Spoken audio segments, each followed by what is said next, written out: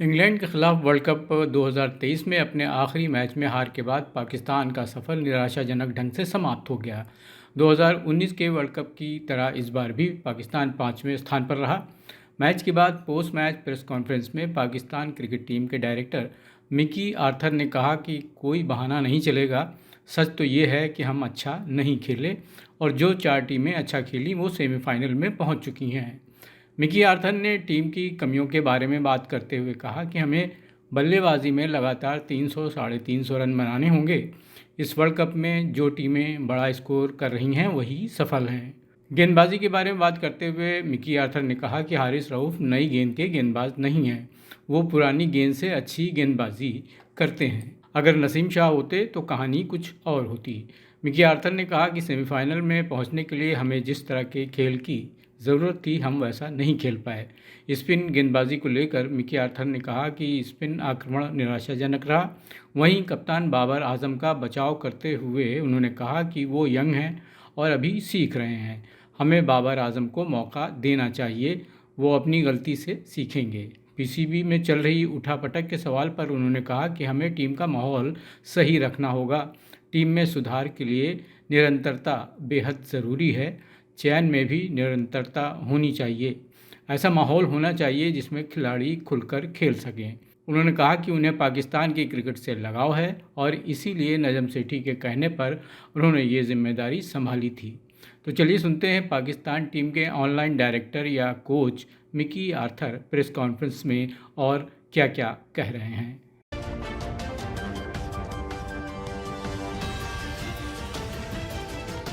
Mickey, 2019 fifth position, 2023 fifth position. Yeah. What went wrong?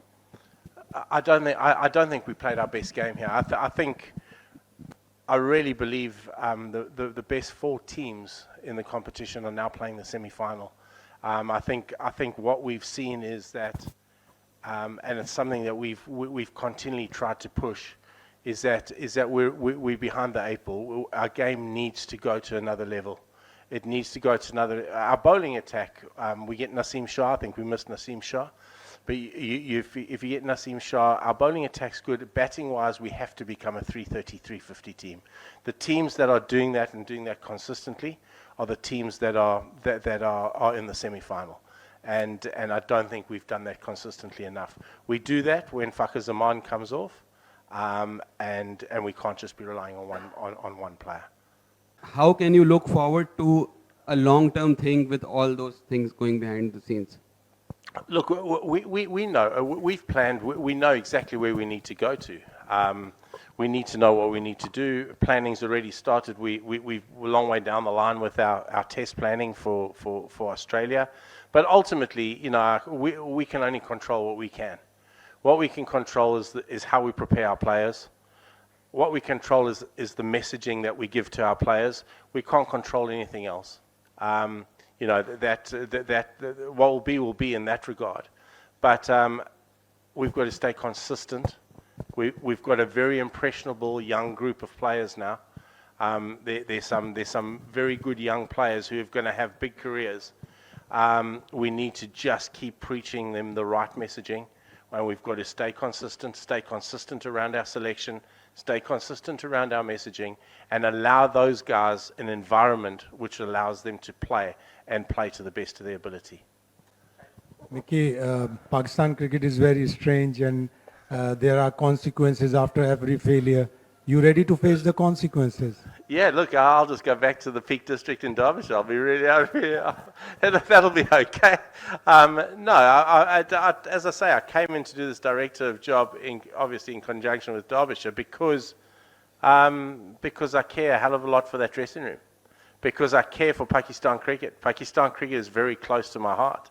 And that was the reason that when Mr. Sethi came calling, I did it, was because I want to give stability. I want to give the structure. I want the players to be able to grow up in an environment that's consistent and stable, outside of all the ramblings and the noise that goes on. We owe it to those players. There's some, as I say, there's some very young players who get affected by all the ramifications of what goes on the outside. as I say, we've just got to stay consistent for them because it's their careers and there's some very fine players there. The one thing we know, that Harris Roth doesn't normally bowl with a new ball. But when you lose Naseem Shah, you have to find somebody to bowl with a new ball. We've been working hard on him with a new ball, and he bowled okay in patches. But we saw when he came on, he bowled 7 overs for 34, 3 for 34. When he bowls with an older ball, that's what he's used to. So yeah, and it's not an excuse. Our bowling equilibrium was out of kilter because Naseem Shah provides the consistency, whereas it allows Shaheen Shah to attack, and then you can attack with your leg spinner and you attack with Harris Roth. So the equilibrium was upset, but that is no excuse at all because quite frankly we haven't played well enough. We haven't bowled well enough at times. We haven't batted well enough in times. We haven't been as consistent as we have to be in order for us to progress to a semi-final and a final. And that is the fact of it. We can't hide behind that. Oh, look, I mean, we were a real tight-knit unit. I get behind Bob. Bob is very, very close to me. He's a young guy that needs to be taken on the journey with. He needs to be shown the ropes. He's still learning all the time. We know he's a very, very fine batsman. He learns every day with his captaincy. He's growing, and we have to allow him the time to go. And in order to do that, you make mistakes. Everybody, it's not a crime to make mistakes as long as you learn from those mistakes. And as a group, we've made a lot of mistakes this World Cup. But if this group grows and learns from it, we've got the core of a very, very good side. Do you think in somewhere in the tournament we did not get that environment which was required and some sort of external factors affected team's performance? I mean, all the news that were coming while team was in Bangalore, that particular patch? There's always outside noise. Whatever World Cup you're at, there's outside noise. The key for us as leaders within that group is to make sure that we make the players deaf to that outside noise. As I say, for us as a group and as us as a team, particularly for us as leaders, we've got to create a stable environment. Again, where I say our consistent messaging. Our messaging has to be consistent. Our environment has to be consistent and stable, because only then do you get players that grow. If the environment is unstable, what you find is you get players that ultimately, and rightly so, end up playing for themselves because they're playing for the next selection. Well, you can't create an environment like that. You create an environment through stability. And that's where the best times, I look at the times very fondly back from 2016 to 2019. The one thing we tried to create with that group was consistency. And that was consistency around selection, consistency around a brand of cricket we wanted to play, and then the trust factor stayed within the team. It was clear, it was honest communication that every player got in terms of roles, in terms of where they sat. And that breeds success. Inconsistency, unfortunately, doesn't breed success. But that is no excuse at all. The fact is, we haven't played well enough. We finished 5th, and 5th is where we deserve to finish with the cricket that we've played over the last 6 weeks. Yeah. Even at the Asia Cup and right through this tournament, we have seen that Pakistan's spinners couldn't quite take the number of wickets.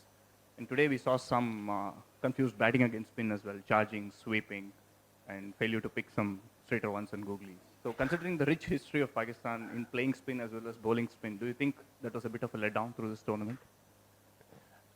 Yeah, look, it would be unfair of me to pigeonhole that as a criticism.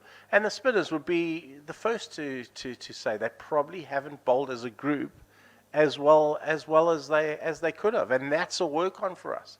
Our brand of cricket, the way we play our cricket, requires us to have 2 spinners playing and a third one as your 6th or 7th. You know, I think Shadab today arguably was his best spell for a long time.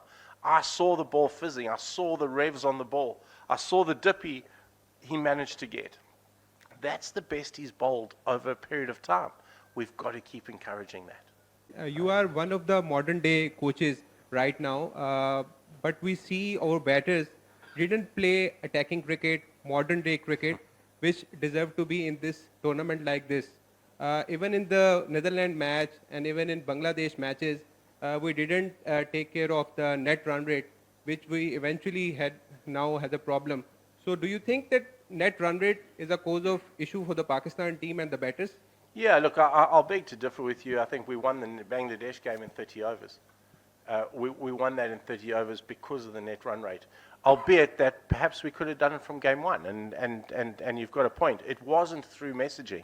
I can assure you of that.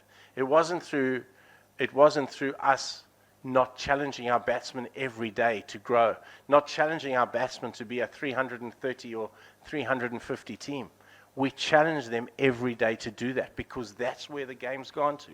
As I said earlier, the top 4 teams in this competition are all playing that way. We have to be able to play that way in order to compete. The players know that. We know that as coaches. We give those messages every day. We challenge them in the nets to do that every day. So it hasn't gone unnoticed, Usman, and we certainly trying to do that.